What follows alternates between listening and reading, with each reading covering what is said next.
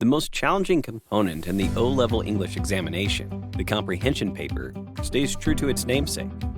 This is a section that combines critical thinking skills and linguistic ability to accurately interpret portions of the text in a succinct manner that retains key pieces of information. Not an easy feat. When it comes to the comprehension paper, poor time management comes about when students have a hard time understanding the various types of questions and their unique requirements. As a result, they often find themselves mulling over some of the questions more than they should, and end up submitting an incomplete or rushed answer script. At Augustine's English classes, we teach our students crucial techniques to help them answer the different types of complex comprehension questions. This allows the students to better utilize their limited time that they can spend on the comprehension paper and maximize the marks that they are able to obtain.